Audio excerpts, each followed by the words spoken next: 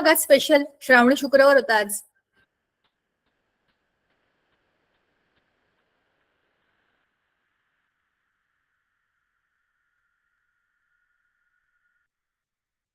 Hello, आहात का नाही? आहे ना मॅम. हा, काय शाळा हाफ डे वगैरे होती का फुल डे होती? हाफ डे होती. Okay okay okay. चला, आता असं आहे, द थिंग इज माझ्याकडे जी पीपीटी आहे ती आहे मराठीमध्ये. तर मी असं करते, पीपीटी मराठीमध्ये, पुस्तक इंग्रजीमध्ये असं करते. ठीक आहे ना? म्हणजे काय होईल, दोघंही आपल्याकडे मराठी आणि इंग्लिश दोन्ही मीडियमची लोक आहेत, बरोबर ना?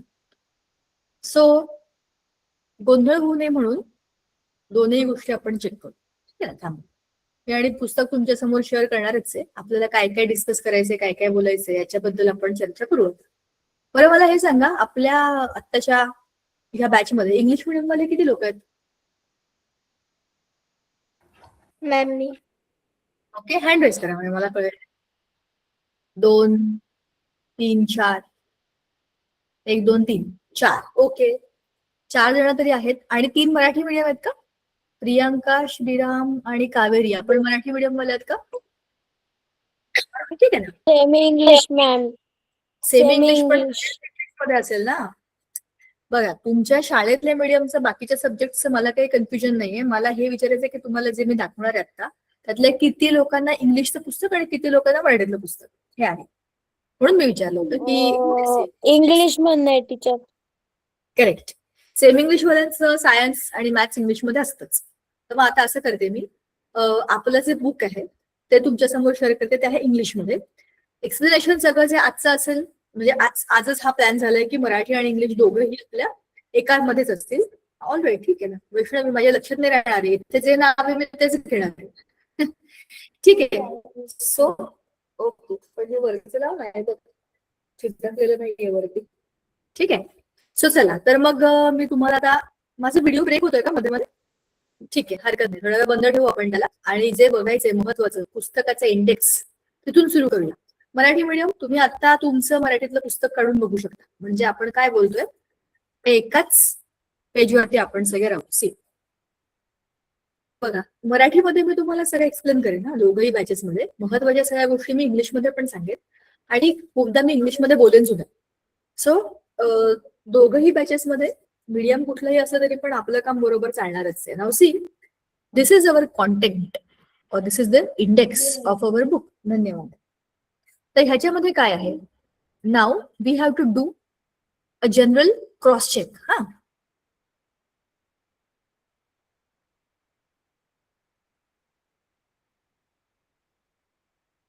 Now this is all the syllabus that we will be doing in this entire year. म्हणजे हे आपण आपल्या केमिस्ट्रीच्या अभ्यासाच्या वेळेला सुद्धा पाहिलं होतं. पण तेव्हा त्याचं कारण होतं, मला तुमचं केमिस्ट्री काय घ्यायचं याच्याबद्दल. सो आय वॉज एक्सपेक्टिंग की 9 धडे आपल्या पहिल्या टर्ममध्ये दिवाळीच्या आधी असतील आणि 10 ते 19 जवळपास पुढचे सगळे धडे आपल्या सेकंड टर्म मध्ये असतील. पण त्यातला आपण इनसाइड द ॲटम हा जो लेसन आहे तो ऑलरेडी केलेला आहे. दोन्ही बॅचेस मध्ये हा लेसन आपला संपलेला आहे. But that lesson is unfortunately तुमच्या सेमिस्टरसाठी खूप साऱ्या शाळांमध्ये तेव्हा तो आहे. हरकत नाही, आपला आधी झालाय. पण तुमचं जे बायोलॉजी आहे, living world and classification of microbes, health and diseases, हे 2 लेसन आपल्याला आता प्रायोरिटीमध्ये करायचे before your exam, right? So living world and the classification of microbes ह्या लेसन बद्दल डिस्कशन करूया आपण. I will be opening the lesson here. आधी आपण एकदा पूर्ण पुस्तक इंग्लिशमध्ये बघूया, म्हणजे लेसन इंग्लिशच्या पुस्तकातनं बघूया. मग पीपीटी मधनं मी तुम्हाला त्याच्या सगळ्या इम्पॉर्टंट गोष्टी शेअर करेनच. बघा, living world and classification of microbes ह्याचा अर्थ काय? लिव्हिंग वर्ल्ड म्हणजे काय सांगा? सेमी इंग्लिश आणि इंग्लिश मीडियम मध्ये लोक जरा मला सांगा, what is the meaning of living world? सजीव सृष्टी. बरोबर. लिव्हिंग वर्ल्ड म्हणजे सगळे सजीव, सजीव सृष्टीचे वर्गीकरण. बरोबर. क्लासिफिकेशन ऑफ मायक्रोब्स, मायक्रोब्स म्हणजे सूक्ष्मजीव, सूक्ष्मजीवांचं वर्गीकरण आहे. पण आपल्या आजूबाजूला काय काय सजीव सृष्टी आहे बघा. आपण जेव्हा 5वी 6वी ला होतो की नाही, आणि 7वीच्या सुरुवातीला सुद्धा आपल्याला काही गोष्टी इंट्रोड्यूस केल्या होत्या. म्हणजे आपल्याला हे माहितीये की आपल्या आजूबाजूला सजीव पण असतात आणि निर्जीव पण असतात, लिव्हिंग आणि नॉन लिव्हिंग. बरोबर? लिव्हिंग थिंग्स आणि नॉन लिव्हिंग थिंग्सच्या कॅरेक्टरिस्टिक्स वेगवेगळ्या आहेत, हे आपल्याला माहिती आहेत. लिव्हिंग थिंग्सची ग्रोथ होते, रिप्रोडक्शन होतं, त्यांच्यामध्ये बॉडी प्रोसेसेस असतात, लाईफ प्रोसेसेस असतात आणि त्यांची नॅचरल डेथ होते. ठीक आहे. या सगळ्या प्रॉपर्टीज लिव्हिंग थिंग्स मध्ये असतात आणि ह्यांच्यापैकी कुठलीही प्रॉपर्टी नॉन लिव्हिंग थिंग्स मध्ये नसते. नॉन लिव्हिंगचाच अर्थ आहे की ते लाईफ मध्ये नाहीये. उदाहरणार्थ रस्त्यावरचा एखादा जो दगड आहे तो दगड वर्षानुवर्षे तसाच राहणार आहे. जोपर्यंत तुम्ही त्याला फोडत नाही त्याचे 2 तुकडे होणार नाही. 2 तुकडे झाले की नवीन जे 2 तुकडे झालेत ते ओरिजिनल दगडासारखेच दिसेल असं काही नाही. बरोबर? यू सी, हम्माचं बाळ हम्मासारखं असतं, भुबूचं बाळ भुबूसारखं असतं, माणसाचं पिल्लू माणसासारखं असतं. म्हणजेच काय, जी नवीन जन्माला आलेली पुढची पिढी असते ती त्यांच्या आधीच्याच आई बाबा आजी आजोबा त्यांच्याच स्पिसीस सारखी असते. माणसं माणसांसारखीच दिसतात, कुत्रे कुत्र्यांसारखेच दिसतात. तसेच मायक्रो ऑर्गॅनिझम सुद्धा त्यांच्याच आधीच्या पिढ्यांसारखे दिसतात. या सगळ्या प्रॉपर्टीज लिव्हिंग ऑर्गॅनिझमच्या आपण लहानपणी शिकलेले आहोत. आता आपल्याला लिव्हिंग थिंग्स म्हणजे नक्की कोण कोण आणि ह्या लिव्हिंग थिंग्सना एकत्र आपण अभ्यास करायला गेलो तर कसं चित्र दिसेल. म्हणून आपल्याला त्याचं क्लासिफिकेशन ऑलरेडी 7वीला होतं. बरोबर?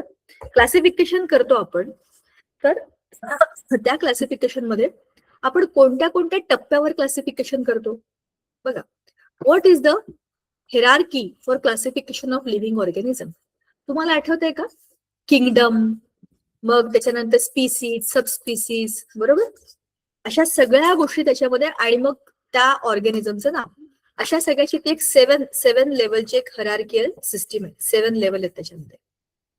ही जुनी सिस्टीम आहे आणि ही बायनॉमियल सिस्टीम म्हणजे जसं आपल्याला आपलं नाव आडनाव. तुमचं नाव काय? मला विचारलं तर मी सांगते माझं नाव Deepika Dikshit.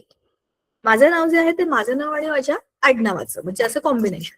So binomial system मध्ये काय असतं, आपण जसं सांगतो आपलं नाव आडनाव तसंच त्या स्पीसीजचं आणि त्या त्यांच्या काय बरं म्हणू आपण त्यांच्या ग्रुपचं आणि त्यांच्या स्पीसीजचं असं ते दोघांचं नाव असतं. बरोबर?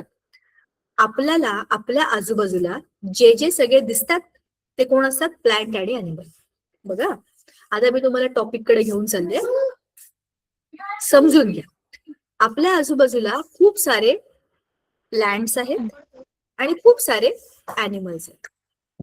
प्लांट्स आपल्याला माहितीये सगळे हिरवळी आजूबाजूला. आता बघा श्रावण महिना सुरू झाले, एक छान कविता आहे ना, हिरवे हिरवे गार गालीचे हरित तृणांच्या मखमालीचे. See look at the poem. Poetry is telling you about the greenery around you. ते ग्रीनरी गवताची असेल, झाडांची असेल, नवीन वेगवेगळ्या रानभाज्या रानफुलं जी असतात त्यांची असेल. So that all green is nothing but plantae, kingdom Plantae.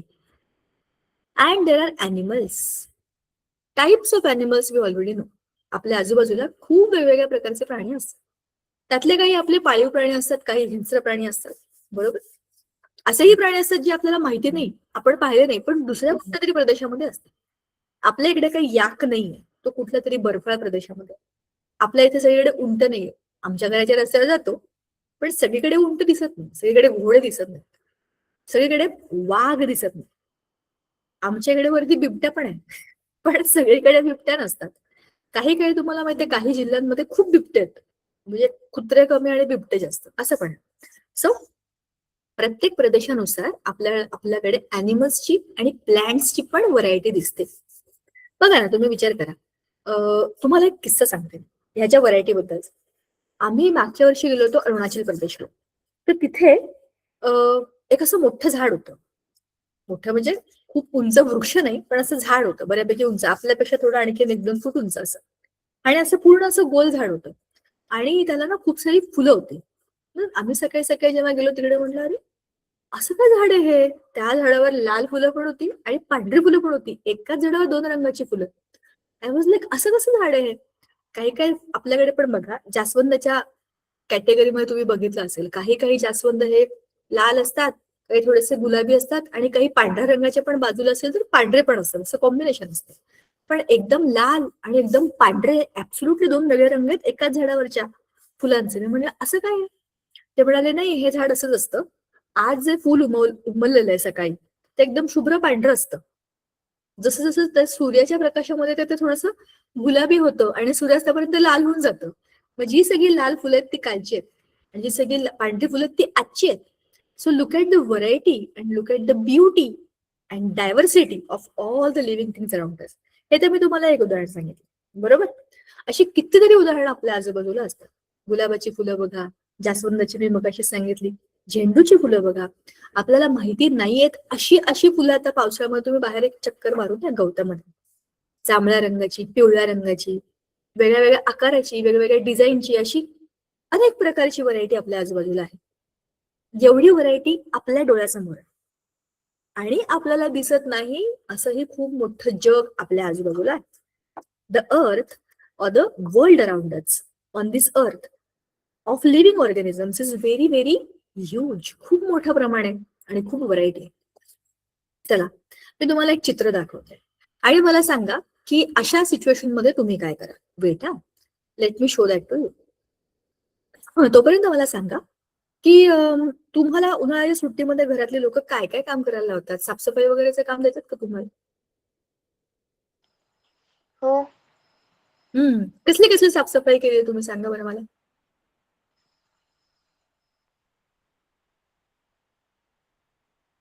घराची साफसफाई करतो मॅम.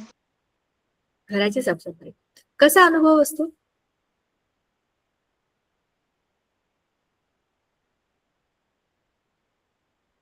कसं वाटतं साफसफाईचं काम करताना? साफसफाई केल्यानंतर थकतो मॅम. हा, नंतर थकतो, पण साफसफाई करणं म्हणजे आई शपथ केवढी साफसफाई असते ती. थांबा, मला ना एक चित्र मी तुमच्यासाठी काढून ठेवलं होतं, म्हणजे आता मला काही दिसत नाहीये. वेट, मी तुम्हाला एक चित्र दाखवते, चिंता नका करू. हा, बर. आता असं इमॅजिन करा की आपल्या घरामध्ये जिकडे आपण साफसफाई केली, आपण जिथे सगळं सामान काढून ठेवले, त्याच्यामध्ये व्हरायटी आहे, खूप साऱ्या वस्तू एकत्र एका ठिकाणी आपण काढल्यात साफसफाई करण्यासाठी. तर तुम्ही त्याला काय करून कसं काय साफसफाई करायला सांगितले? साफसफाई करा, पण काढून ठेवला सगळा पसारा एका ठिकाणी, तर तुम्ही काय करा? मॅम मी सांगू का? सांगा सांगा. मॅम आपण सर्वात अगोदर वूडच्या वस्तू बाजूला करू, नंतर प्लॅस्टिकच्या, स्टीलच्या, ग्लासच्या. बरोबर. असं का करू आपण? असं केल्याने काय होईल? काम करणं सोपं जाईल मॅम. बरोबर. आणि असं नाही केलं तर? काम करणं अवघड जाईल. अवघड काय जायचं? चला मी तुम्हाला एक चित्र दाखवते. आता हे चित्र भेळ मिसळ होईल सगळ्याची. थांबा हा, आता तुम्हाला जे मी दाखवते ना ते चित्र जरा बघा, शेअर करते आणि मला सांगा की ह्या सिच्युएशन मध्ये तुम्ही काय कराल. थांबा, just sharing the picture with you now. बघा, हा फक्त एक पार्ट आहे घरातला. एवढंच एवढंच तुम्हाला क्लीन करायला सांगितलंय, जा आणि हे साफ करा. आता कसं साफ कराल बघा, ही बघा ही सिच्युएशन काय काय आहे त्याच्यामध्ये. कसं काय साफ करायला सांगा आता मला. दिसतोय ना तुम्हाला सगळा सामान, कचरा, पसारा? सांगा. पिक्चर दिसत नाहीये मॅम. असं काय करताय? स्क्रीन शेअर केली ना मी. थांबा, मी माझा व्हिडिओ बंद करते, कदाचित तुम्हाला ते लवकर दिसेल. आता दिसलं? आता हे इथलं चित्र, हे मी याच्याबद्दल म्हणते. दिसला हा सगळा पसारा? हो मॅम. सांगा आता कसं काय तुम्ही याची साफसफाई कराल? तिने सांगितलं ते बरोबर आहे, आम्ही वेगवेगळे भाग करू त्याचे. याचे करून दाखवा मला भाग, सांगा. मॅम तिथे आपल्याला काही सोप्स आणि हँडवॉश दिसत आहेत, पहिले आपण ते बाजूला करू. बरं. आणि नंतर आपण ते काही कपडे दिसत आहेत ते बाजूला करू. बरं, कपडे, सोप, अजून? मॅम तिला तिथे एकटीलाच साफसफाई करायला नाही सांगितलीये, बाकीच्यांनी पण बोला पटापट. तिथे काही बोल आपल्याला साफ करण्याच्या काही वस्तू दिसत आहेत जसे की वायपर वगैरे ते साईडला करू. Vacuum cleaner. बरं. मॅम त्याच्यानंतर आपण छोटे छोटे जे टोकरे आहे त्या बाजूला करू. ओके, शाबाश. हे वरचे सर्वात अगोदर टोकरे. आपण मोठ्या मोठ्या वस्तू बाजूला करू. शाबाश. म्हणजे आपल्याला आज जायला जागा होईल. करेक्ट आहे. अजून मी सांगू का मी काय करेन? मी ह्याच्यामध्ये सगळे धातू एका बाजूला करून टाकेन, लगेच भंगारवाल्याला बोलवून देऊन टाकेन. आणि त्याच्याच बरोबर सगळं प्लास्टिक प्लास्टिक प्लास्टिक सगळं एकात एक काय फेकायचंय काय ठेवायचंय असे सेग्रिगेशन करून टाकेन. बघा इथे काहीतरी वायरी बिरी आहेत, यातलं पण सगळं हवं असेल का माहित नाही. प्लास्टिकची पिशवी त्याच्यामध्ये पण काहीतरी कोंबलंय. कपडे आहेत, हे सगळे कपडे पाहिजेत का, टाकायचेत का, टाकायचे असतील तर डोनेट करायचेत का फेकून द्यायचे, हे पण बघायला पाहिजे ना, पुसायला बिसायला घ्यायला. इथे याच्या मागे पण काही काही लपलेलं आहे.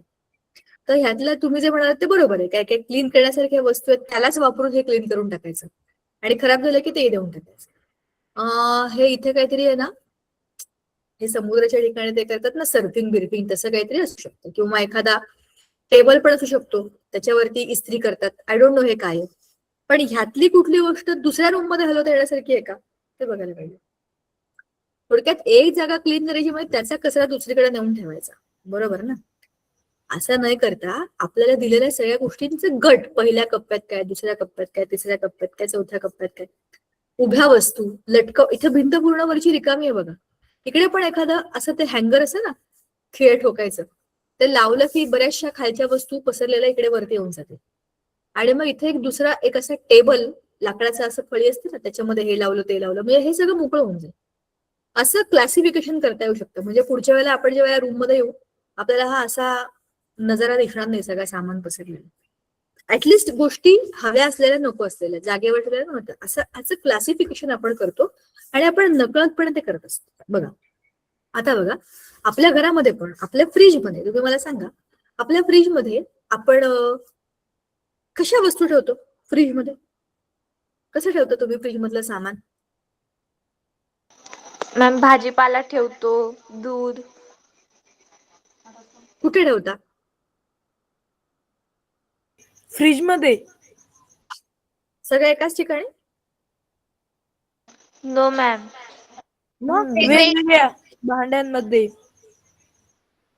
पण तरी कुठे कसं सिस्टमॅटिक? फ्रीज म्हणजे मध्ये आता मी बॉक्स समजा असतात. दही ठेवलं, बघा दही आहे त्याच्या बाजूला मी दूध ठेवून दिलं आणि दुधाच्या बाजूला पालेभाजी ठेवून दिली आणि तिथेच मागे एका बास्केटमध्ये लिंबू बिंबू ठेवून दिले आणि तिथे मागे पिशवी आहे तिथे औषधं ठेवून दिली. चांगलं आहे का? बरोबर आहे का हे क्लासिफिकेशन फ्रीज नो मधल्या मॅम. वस्तूंचं? हो मॅम.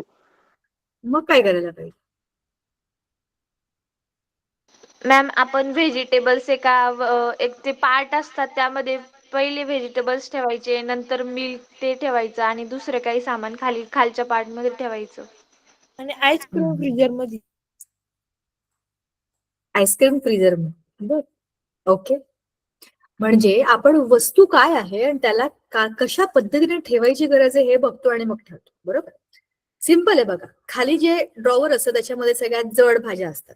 दुधी भोपळा, बटाटे, टमाटे, काही फळं असतील तर ती फळं, आंबे तर आंबे सुद्धा. म्हणजे प्रत्येक जण आपापल्या घरामध्ये वेगवेगळं व्हेरिएशन करू शकतं. पण मला म्हणायचं तिथे मोठा लांब वस्तू, जड वस्तू, काकड्या, गाजर हे सगळं खाली ठेवू शकतो की नाही आपण? वांगी बिंगी अशा सगळ्या वस्तू, ढोबळी मिरची. मग वरचे जे असतात 2-3 लेअर, त्याच्यात एकदम वरच्या लेअर, माझ्या घरातलं मी तुम्हाला सांगते, एकदम वरच्या लेअर मध्ये फक्त दूध असतं. दुधाला डिस्टर्ब करणारी कोणतीच गोष्ट वरती नाहीये.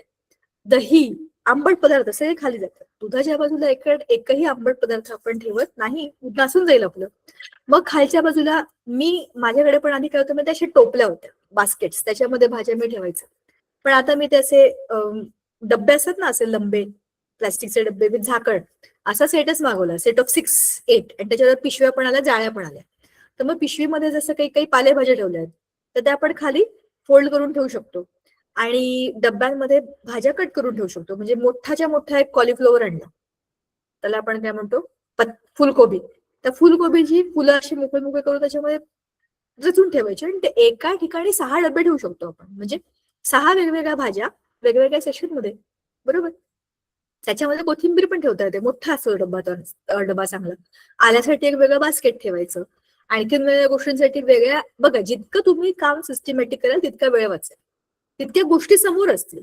आपल्या कपाडामध्ये एवढं बघा ना, शर्टाच्या मध्ये पॅन्ट घातल्यात, पॅन्टच्या मध्ये काहीतरी वेगळंच ठेवलंय, तिथे वरती शॉलच मिळाली, असं सगळं विस्कळीत असेल तर ते कपाट लावून पण काहीच उपयोग नाही. वेळही जातो, कपडे खराब पण होतात आणि काम एकदम फालतू होतं. ते म्हणजे काय, लोकांना असं वाटतं किती आळशी आहे पण नीट करत नाही. तुम्ही किती पण कपाट आवरा ते परत घाण होतच, आणि तुम्ही त्याला किती घाण करा लोकांना असं वाटतच की ते कपाट आवरावर, आणि त्या कपाटामध्ये सामानच एवढं असतं. पहिल्या पुस्तकामध्ये बघा ना, आपण एकदम सिस्टमॅटिक लावतो की नाही, कुठल्याही वर्कबुक मध्ये कोणती पण छोटीशी वही, कुठल्याही वहीच्या वर कुठलंही पुस्तक, असं आपण नाही करत. स्केच पेन वेगळे, पेन वेगळे, पेन्सिल वेगळे, हे करण्याचा उद्देशच हा आहे की अननोईंगली आपण आपलं काम सोपं करतो. मग हे तर आपल्या रोजच्या वापरण्यातल्या वस्तूंबद्दल आहे, हे तर आपल्याला दिसणाऱ्या मोठ्या आणि एकदम इझी वस्तूंबद्दल. वह्या पुस्तकं वगैरे हरवून हरवून कुठे राहणार आहे, वर खाली जाते. पण आपल्या आजूबाजूला ही जी व्हरायटी आहे लिव्हिंग थिंग्सची, त्याचं क्लासिफिकेशन का करावं लागलं? त्याचं उत्तर हेच आहे, there is a huge number of living things around us. प्लांट्सची एवढी व्हरायटी आहे आणि अॅनिमल्सची पण एवढी व्हरायटी आहे, पण त्याच्याबरोबर मायक्रो ऑर्गॅनिझम्स जे आपल्याला दिसतच नाहीयेत, जे आपल्या आजूबाजूला सगळीकडे आहेत. आता राईट नाऊ तुमच्या आणि माझ्या शरीरावर लाखो मायक्रो ऑर्गॅनिझम्स आहेत.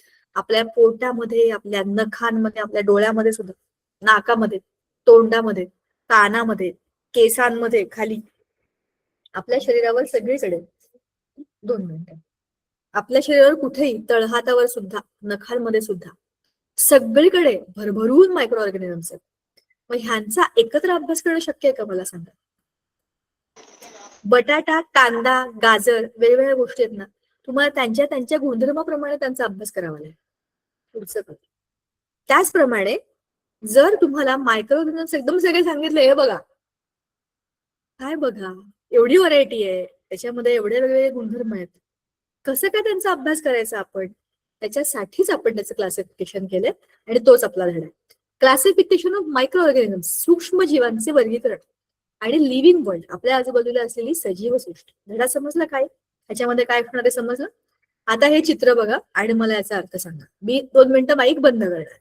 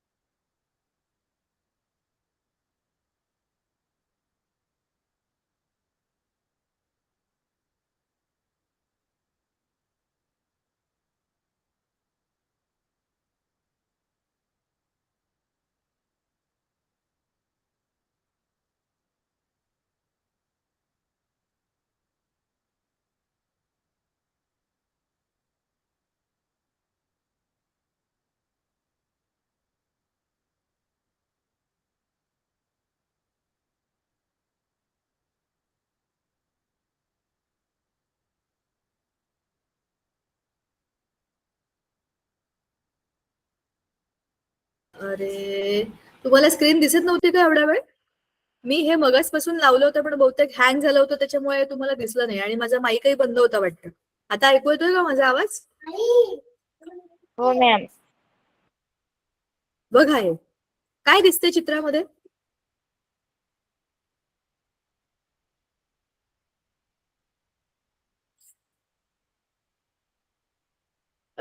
तुम्हाला हेच विचारत होते मी, चित्रात काय दिसतंय मला सांगा. आता सांगा काय काय दिसतंय. सजीव सृष्टी. हे काय हिरवं हिरवं, पटापट सांगा काय दिसतंय ते. झाडे. बरोबर. अजून? सनलाईट, मायक्रो बरोबर. मायक्रोब्स. काही फंगीज. बरोबर. सनलाइट. व्हायरस, झाड. Correct, very good. म्हणजेच काय? क्लाउड्स. आपल्या आजूबाजूला कसे कसे मायक्रो, बघा हे बघ, कसं आहे बघा हे, आणि हे बघा काय,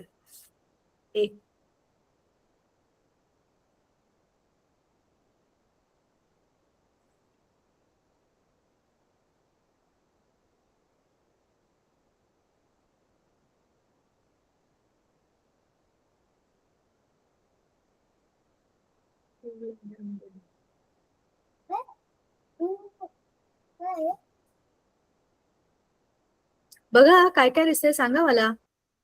मॅम इथे प्लांट्स अँड ॲनिमल्स, बरोबर, फ्लॉवर, सेल्स, बरोबर, sunflower, elephant, tiger, cactus, panda, cactus, penguin, paramecia, violet सेल्वा, sea horse, sunflower, mushrooms, dolphin, fish, viruses, bacteria, bacteria, microbe, nucleus, cell, viruses, lizard, mushroom, लिपॉड, झाड, pigeon, elephant, eagle, fish, dolphin, whale, algae, शाबाश, very good. सगळं सांगितलं तुम्ही. Very good. जे जे तुम्हाला माहिती तुम्ही सगळं सांगितलं.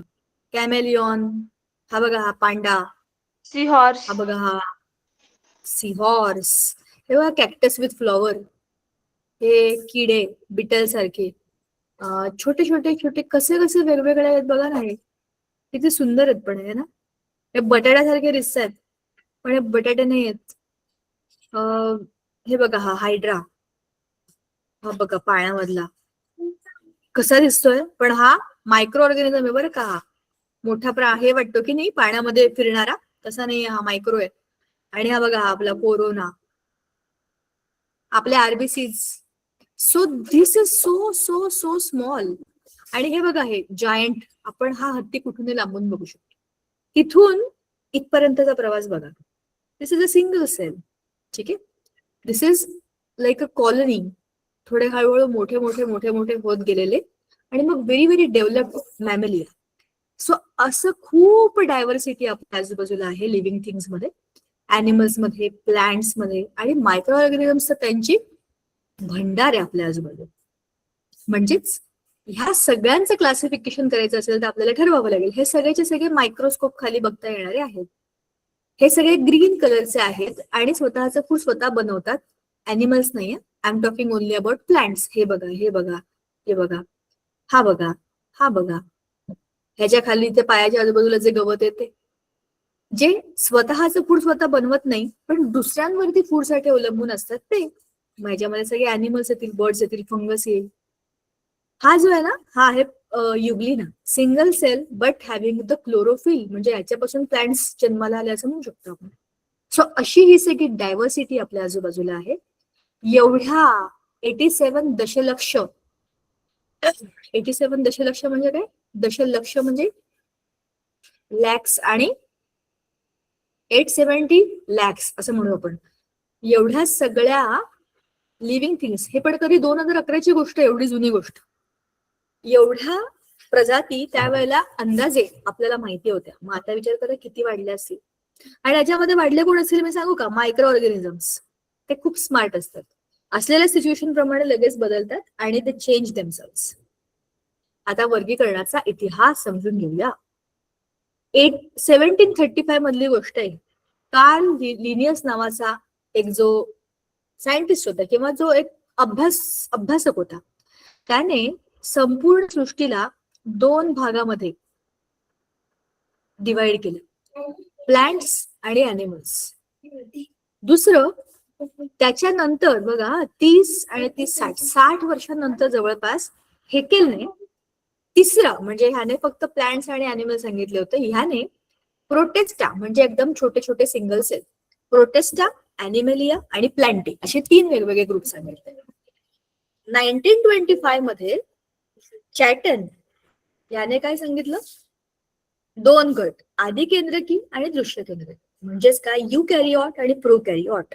प्रो म्हणजे जुने, यू म्हणजे यू, तुम्ही आणि मी. असे प्रो कॅरिऑट्स ज्यांच्या बॉडीमध्ये न्यूक्लियस डिफाईन नाहीये, त्यांच्याकडे सगळे सेल ऑर्गेनेल नाहीयेत आणि ते एकदम बेसिक आहेत, त्यांच्यापासून डेव्हलप झालेले यू कॅरिऑट. म्हणजेच काय, दृश्य केंद्रकी. त्यांच्यामधलं केंद्रक दिसतंय, यांच्यामधलं केंद्रक दिसत नाही. ठीक आहे. आणि मग 1938 मध्ये कॉपलँडने 4 मोनेरा, प्रोटेस्टा, ॲनिमेलिया आणि प्लांटे याच्याबद्दल सांगितलं. मोनेरा, प्रोटेस्टा, ॲनिमेलिया, प्लांटे म्हणजे मोनेरा, प्रोटेस्टा वनस्पती आणि प्राणीसृष्टी अशा 4 सृष्टींबद्दलची ही सगळी माहिती आहे. पण ह्या सगळ्यांमधला सगळ्यात इम्पॉर्टंट बघा हा 1938 मधली ही गोष्ट आहे. आणि 1969 मध्ये रॉबर्ट हार्डिंग विटाकर नावाचा एक जो काय बरोबर म्हणून सजीव सृष्टीचा अभ्यास करणारा असा एक स्टुडंट होता. त्याने हीच क्लासिफिकेशन हे जे वाढत वाढत वाढत गेलेले टप्पे होते यांना 5 मेन ग्रुपमध्ये डिवाइड केलं. म्हणजे बघा आता मगाशी त्या चित्रामध्ये आपण बघितलं त्या घरामधला सगळा जो कचरा होता तो आपण मोठ्या वस्तू, छोट्या वस्तू, बरोबर, प्लास्टिकच्या वस्तू, धातूच्या वस्तू, लागणाऱ्या वस्तू, न लागणाऱ्या वस्तू अशा गटामध्ये विभागणी केली. बरोबर, म्हणजेच काय आपल्याला काहीतरी क्रायटेरिया ठरवावा लागेल. चला आपण असं इमॅजिन करूया तुमच्या वर्गामध्ये जेवढी सगळी मुलं मुली आहेत मला त्या सगळ्यांचं क्लासिफिकेशन करायचंय. मला कसं कसं क्लासिफिकेशन करता येईल सांगा बरं. तुमच्या वर्गात 50 मुलं आहेत, मला क्लासिफिकेशन करायचं, कसं करू शकते? मॅम सर्वात अगोदर गर्ल्स आणि गर्ल्स अँड बॉईज. शाबाश, गर्ल्स अँड बॉईज हा एक प्रकार झाला. अजून height and weight. Height and weight म्हणजे एवढ्या हाईटच्या वरचे, एवढ्या वेटच्या वरचे असं. हो. ओके, बरोबर, हा एक क्रायटेरिया असू शकतो. अजून roll number wise. Roll number wise केलं तर 30च्या आधीचे, 30च्या नंतरचे असं. हो. बघा असं करता येईल का? काय काय हाईट नुसार. नाही ना, पण याच्यामध्ये खूप कन्फ्युजन आहे ना. हाईटचं मग मी क्रायटेरिया काय धरायचं? 4 फुटाच्या वरचे, 4 फुटाच्या खालचे, 3 फुटाच्या वरचे, 3 फुटाच्या खालचे असं मला बदलावं लागेल. ते ठीक आहे, तसं करता येईल. असं करता येईल का? बघा गणितात चांगले आणि चित्रकलेत चांगले, हो मॅम. खेळात चांगले आणि अभ्यासात चांगले. बघा मी काय काय म्हणते. शाळेमध्ये चालत येणारे, पालकांबरोबर येणारे, स्कूल बसने येणारे आणि शाळेत न येणारे असे गट होतील का?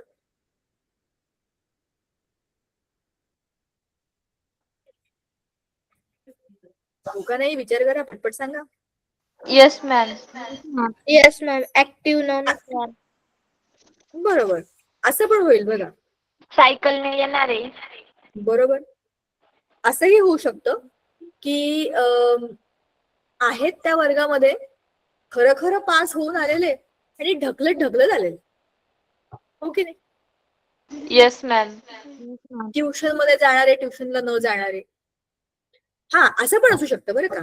बाहेर कुठल्या तरी ठिकाणी काम करतायत आणि त्याच्याबरोबर अभ्यास करतायत असा पण एक ग्रुप असेल. आणि बाहेर काहीही न करता फक्त अभ्यास करतात असंही असेल. बघा बऱ्याच लोकांकडे शेती असते स्वतःची, त्या मुलांना शेतामध्ये काम करून मग परत शाळेत जाऊन काम करून परत घरी येऊन घरातलं काम करायचं असतं. बरोबर की नाही? मग हा किती महत्वाचा मुद्दा आहे की या मुलांना खरंच अभ्यासाला वेळ मिळतो का? जर ते बाहेरचं दुसरं काम करत असेल तर त्यांना खरंच कसा वेळ मिळेल? बरोबर. पण अशी काही मुलं असतील ज्यांच्याकडे शेत नाहीये किंवा त्यांचा काही बिझनेस नाहीये, त्यांना घरातच राहायचंय, तर अशा कॅटेगरी मी करू शकते. 50च मुलं आहेत पण कॅटेगरी मी वेगवेगळ्या केल्या गेल्या. मी त्याचे क्रायटेरिया ठरवले आणि मी त्यांचं क्लासिफिकेशन केलं. सगळ्यात पहिल्यांदा या रॉबर्ट हार्डिंगने जे 5 वेगवेगळ्या प्रकारचं क्लासिफिकेशन केलं त्यातला पहिला मुद्दा ठेवला होता पेशीची जटिलता, कॉम्प्लेक्सिटी ऑफ दी सेल. तुमचा जो सेल आहे तो किती कॉम्प्लेक्स आहे. म्हणजेच काय, हे प्रोकॅरिओटिक का युकॅरिओटिक. बघा ह्याच्यामध्ये काही आहे का, काय कॉम्प्लेक्सिटी का? नुसतं एक सेल आहे, त्याला बाहेर नुसते केस आहेत आणि आतमध्ये डीएनए सारखं काहीतरी फिरतंय, 2-4 गोल गोल ठिपके आहेत त्याच्यामध्ये. हे बघा काय स्ट्रक्चर आहे. त्याला बाहेर वॉल आहे, त्याच्यामध्ये मायटोकॉन्ड्रिया आहे, त्याच्यामध्ये न्यूक्लियस आहे, त्याच्यामध्ये गॉल्गी ॲपॅरेटस आहे, त्याच्यामध्ये व्हॅक्युओल आहे, सायटोप्लाझम भरपूर आहे. याच्यामध्ये सायटोप्लाझमच्या मध्ये सगळं अडकवलेलं आहे. त्याच्या आजूबाजूला केस आहेत, यांना काही केस बेसची गरज नाहीये. म्हणजे यांच्यापेक्षाही प्रगत आहेत की नाही? तेच तर आहे कॉम्प्लेक्सिटी ऑफ द सेल. तुमचा जो सेल आहे, ज्या सेल वरती अख्खी लाईफ बेस्ड आहे, because cell is a living entity. Single cell असेल किंवा मल्टीसेल्युलर असेल, त्या सेलमध्ये किती कॉम्प्लेक्सिटी आहे याच्यावरती अवलंबून आहे की तो आदी केंद्रकी आहे का दृश्य केंद्रकी. आदी म्हणजे पूर्वीचा, केंद्रकी म्हणजे असा की त्याच्यामध्ये दृश्य स्वरूपामध्ये केंद्रकच नाहीये, आदी केंद्रक आहे पण दिसत नाही. सायटोप्लाझम मध्ये फिरता येते सगळं. याच्यामध्ये असं नाहीये स्पेसिफिक एक दृश्य केंद्रकी आहे. चला असं इमॅजिन करा, एक घर आहे, पण त्या घरामध्ये किचनही तिथेच आहे, हॉलही तिथेच आहे, वॉशरूमही तिथेच आहे, सगळं तिथेच आहे. एक छोटीशी अपार्टमेंट आहे. आपल्या इथे नाही, पण जपानमध्ये अशी छोटी छोटी घरं असतात, जेवढ्या आपल्या बाल्कनी असतात ना छोट्या, तेवढी अपार्टमेंट असतात तिथे, सगळ्यात छोटी, पण एकच घर आणि त्याच्यामध्ये सगळ्या गोष्टी एकाच ठिकाणी. ते काय आदी केंद्रकी, एकाच खोलीमध्ये सगळं त्यांचं. पण दृश्य केंद्रकी म्हणजे आपल्या इंडियन हाऊसेस. बघ, किचन वेगळं, बेडरूम वेगळं, हॉल वेगळा, बाथरूम वेगळं, गच्ची वेगळी, अंगण वेगळं, बरोबर ना. प्रत्येक गोष्ट स्पेसिफिक आहे, प्रत्येक गोष्टीची एक जागा आहे आणि ते त्याचं काम करतं. आपल्या घराचं जे न्यूक्लियस आहे ते आहे किचन, बरोबर ना. त्याच्यामध्येच सगळ्या गोष्टी ठरतात, त्याच्यामध्येच अन्न बनतं आणि ते आपल्याकडे येतं.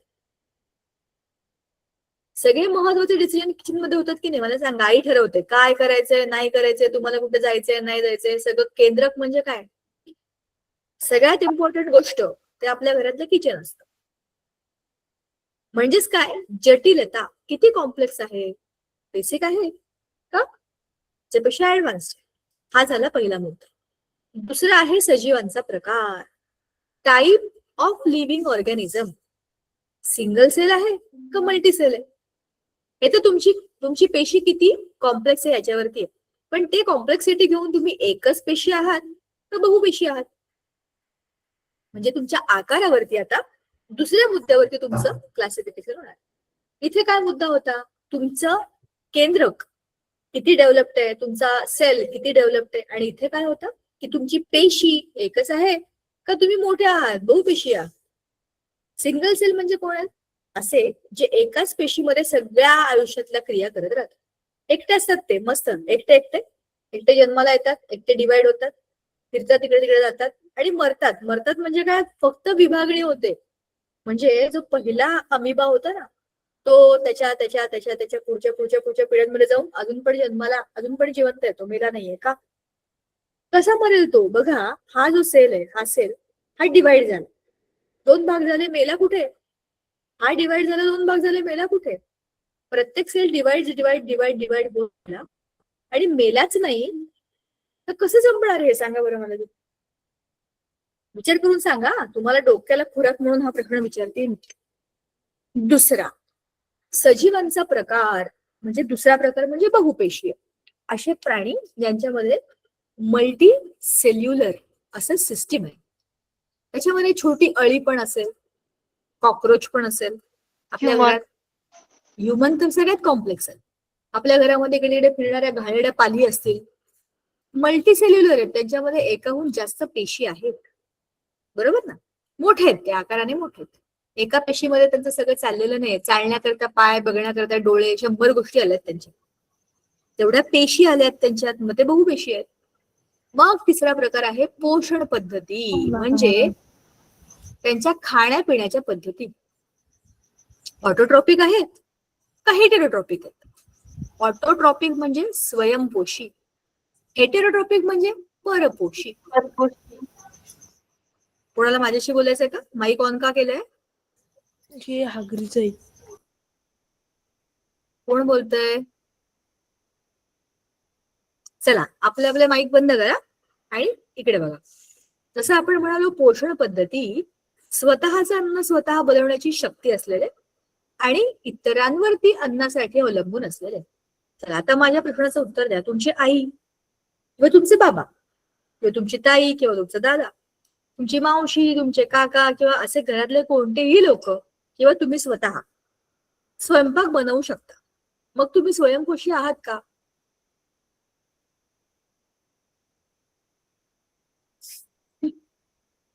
सांगा.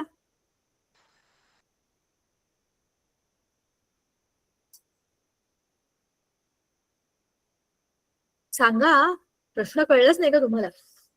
तुम्ही किंवा तुमच्या घरातली कोणतीही माणसं स्वयंपाक बनवू शकत असाल तर तुम्ही स्वयंपोषी आहात का नाही? हो. Very good. मग परपोषी कोण आहेत? ॲनिमल्स, मग तुम्ही अॅनिमल नाहीये का? Cat, dog. आहोत. त्यांची काही चूक आहे, ते पण तर त्यांचं अन्न स्वतः बनवतात ना. बघा, आपण जेव्हा जंगलात राहायचो ह्युमन्स, आपण दुसऱ्या प्राण्यांना खायचो आणि आपलं पोट भरायचो. आता पण आपण कच्ची काकडी, गाजर, मुळा, कधी कधी मेथीची भाजी, काही जे आपण कच्चं खातो, फळं आपण कच्ची खातो. मग स्वयंपोषी आहे का आपण?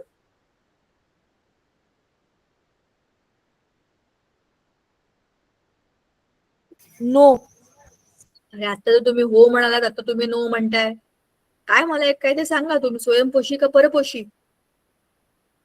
परपोषी. कसं काय? परपोषी. कसं काय? तुम्हाला तर स्वयंपाक करता येतो म्हणे तुम्ही.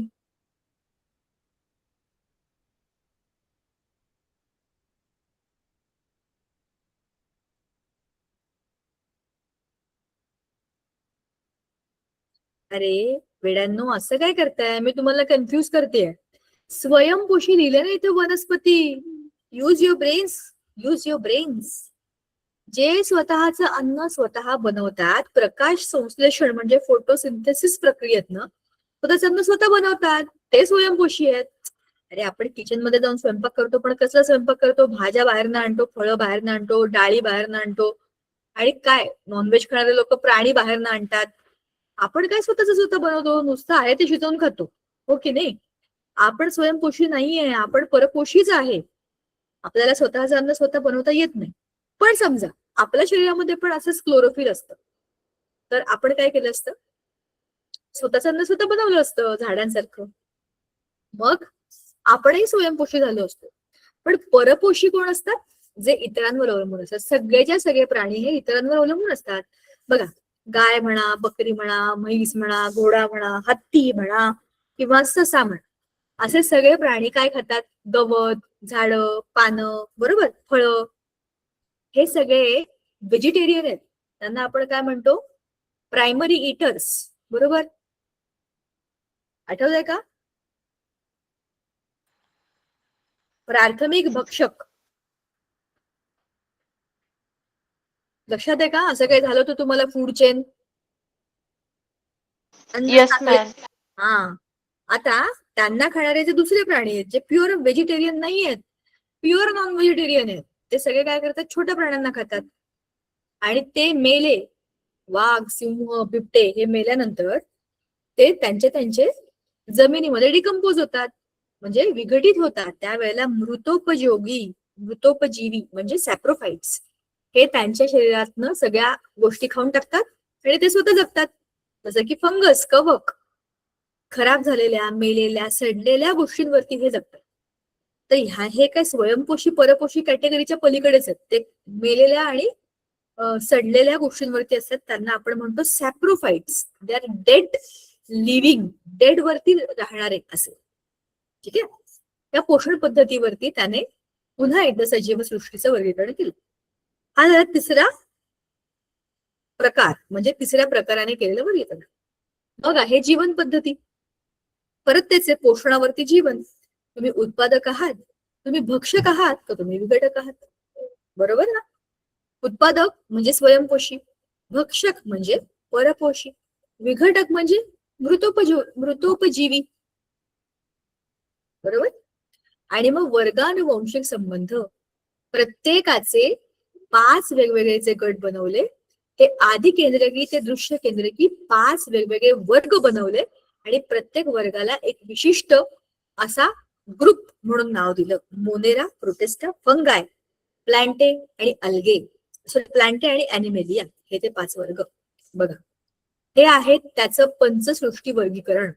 किती सोपं आहे बघा. सजीव 2 भाग, आधी केंद्रकी, दृश्य केंद्रकी. आधी केंद्रकी म्हणजे प्रोकॅरियोटिक लिव्हिंग थिंग्स, प्रोकॅरियोटिक. प्रोकॅरियोटिक म्हणजे ज्यांच्यामध्ये एकच पेशी आहे आणि ते एकदम एकदम जुने आहेत, त्यांच्यामध्ये काहीच डेव्हलपमेंट नाही. ते आहेत मोनेरा. मोनेरा म्हणजे काय, कसं काय ते आपण आता बघू. मोनेरा कळलं, सजीव, आदिकेंद्रकी, एकपेशी आणि मोनेरा. पण या सजीवांमध्ये दृश्य केंद्रकी म्हणजे त्यांच्यामध्ये केंद्रक आलंय पण तरी एकच पेशी आहे आणि तो गट आहे प्रोटिस्टा. बघा, मोनेरा मधनं प्रोटिस्टा हे काय आहे, उत्क्रांती, इव्होल्युशन आहे. मोनेरा मधून प्रोटिस्टामध्ये एकच पेशी आहे, बघा एकच पेशीमध्ये. पण ह्याच्यामध्ये केंद्रक नव्हतं, ह्याच्यामध्ये केंद्रक दिसायला लागलं, म्हणजे एक बदल झाला की नाही. म्हणजे आपल्या सजीव सृष्टीमध्ये कसे कसे बदल होत गेले बघा. एकपेशी, पण एकपेशी आणि केंद्रक, म्हणजे ह्या टप्प्यावरून ह्या टप्प्यामध्ये कनेक्शन आहे. आता इथपर्यंत एकपेशी होतं. आता एकपेशी प्राण्यांमधनं निसर्गाने नवा पर्याय स्वीकारला, बहुपेशी. कारण आता त्याच्यामध्ये केंद्रक आलं. बहुपेशीमध्ये काय झालं, कवके, वनस्पती आणि प्राणी, बहुपेशांचे 3 वेगवेगळे गट आहेत. Fungus, plantae, animalia. Monera, protista, fungi, animalia आणि प्लांटे, म्हणजे प्लांटे आणि ॲनिमेलिया. These are 5 groups. याला म्हणतात पंचवर्गीकरण, पंचसृष्टी वर्गीकरण पद्धती. आता मोनेरा म्हणजे थांबा, हे खूप सारं आपण बोललोय पीपीटी मधनं. आता मला तुम्हाला येऊन जाऊ द्या पुस्तकाकडे, because all this things I need to show you from the textbook as well. So biodiversity and need of classification आपण ऑलरेडी बघितलो. एवढी व्हरायटी आहे, मग क्लासिफिकेशन तर करावंच लागेल ना. एकदम सगळं लक्षात कसं ठेवणार, एकदम सगळं समजणार कसं. So we have divided them. Carl लिनियसने काय केलं होतं 1735 मध्ये, बघा आपण जे पीपीटी मध्ये बघितलं ना ते हेच सगळं. इतिहास, कार्ल लिनियस, हेकेल, चॅटन आणि कॉपलँड. बघा, कार्ल लिनियस, हॅकेल, चॅटन आणि कॉपलँड याने 2 केले, ह्याने 3 केले. काय ग्रुप्स बरं का. ह्याने काय केलं, प्रोकॅरियोटिक, युकॅरियोटिक 2च ग्रुप केले, पण क्रायटेरिया बदलून टाकला. 1938 मध्ये कॉपलँडने 4 किंगडम बनवले, मोनेरा, प्रोटिस्टा, प्लांटे, ॲनिमेलिया. याच्यामध्ये 5वा ऍड केला, fungus. Monera, protista, fungus, Plantae आणि ॲनिमेलिया. कोणी, आपल्या रॉबर्ट व्हिटाकरने. बरोबर. आता याचं काम बघूया आपण. जे मगाशी आपण बघितलं तेच टेबल आहे बघा. Living organisms classified into 2 parts, prokaryotes, eukaryotes. Pro म्हणजे जुन्या काळातले, पण ते प्रो आहेत, प्रो लेवलचे खेळाडू आहेत. ते असे आहेत, त्यांच्या वेळेला लाईफ नुसती सुरू झाली होती, पण त्यांनी स्ट्रगल केली, फाईट केली आणि ते जिंकले, म्हणून आपण आहोत. सो हे आपले पूर्वज आहेत प्रोकॅरियोट्स. आणि युनिसेल्युलर, सिंगल सेल, मग त्यातला पहिला किंगडम आहे मोनेरा. ठीक आहे. पण या युनिसेल्युलरचाच दुसरा गट जो आहे त्याच्यामध्ये न्यूक्लियस आहे, तो आहे प्रोटिस्टा. जसं मी तुम्हाला म्हटलं, मोनेराकडून प्रोटिस्टाकडे इव्होल्युशन झालं आहे, उत्क्रांती झालेली. मग युकॅरियोटिक मधला तिसरा ग्रुप आहे मल्टीसेल्युलर. हे सगळे युनिसेल्युलर होते, आता हे मल्टीसेल्युलर. त्याच्यामध्ये आहे फंगस, प्लांटे आणि ॲनिमेलिया. ह्या तिघांमधल्या इम्पॉर्टंट गोष्टी बघा. ह्याच्यामध्ये सेल वॉल आहे, ह्याच्यामध्ये पण सेल वॉल आहे, आणि आपल्याला सेल वॉलची गरजच नाही. We are animals. Organisms can't perform photosynthesis. हे कोण आहेत, हे आहेत इतरांवर जगणारे, ऍक्च्युली सॅप्रोफाइट्स किंवा पॅरासाइट्स. पण Plantae, they can perform photosynthesis, त्याच्यामुळे दे आर ऑटोट्रॉपिक. आणि आपण तर काय, आपण हेटेरोट्रॉपिकच आहे. बरोबर. या 2 इम्पॉर्टंट गोष्टीवर त्याने यांचं क्लासिफिकेशन केलं होतं. सेल वॉल आहे का नाही, आणि स्वतःचं अन्न स्वतः बनवतात का नाही. बरोबर. 5 वेगवेगळे मुद्दे कोणते कोणते आपण बघितले बघा. कॉम्प्लेक्सिटी बघितली आपण, सेल कसा आहे, प्रोकॅरियोटिक आहे का युकॅरियोटिक आहे, युनिसेल्युलर आहे का मल्टीसेल्युलर आहे, कॉम्प्लेक्सिटी ऑफ ऑर्गॅनिझम, सिंगल आहे का मल्टीसेल्युलर आहे, मोड ऑफ न्यूट्रिशन काय आहे, ऑटोट्रॉपिक आहे, सॅप्रोफायटिक आहे का हेटेरोट्रॉपिक आहे. आल्या 3 गोष्टी. मग त्याची लाईफस्टाईल कशी आहे, प्रोड्युसर आहे, कन्झ्युमर आहे का डिकम्पोजर आहे. आणि फायलोजेनेटिक रिलेशनशिप म्हणजेच काय, उत्क्रांतीवादाप्रमाणे प्रोकॅरियोटिक टू युकॅरियोटिक कसे बदलत गेले, म्हणजे इथून इथपर्यंत कसे कसे बदलत गेले ह्याचं डिस्कशन. ठीक आहे. इथपर्यंत आपण धड्याच्या महत्वाच्या गोष्टी डिस्कस केलेल्या आहेत. आता इथून पुढे या 5 वेगवेगळ्या किंगडम्सचं आपल्याला डिस्कशन बघायचंय. छान आहे, इंटरेस्टिंग आहे, पण ते आपण बघूया पुढच्या वेळेला. आज आपण इकडे थांबूया. तोपर्यंत नमस्कार आणि bye bye. Bye ma'am. Bye ma'am.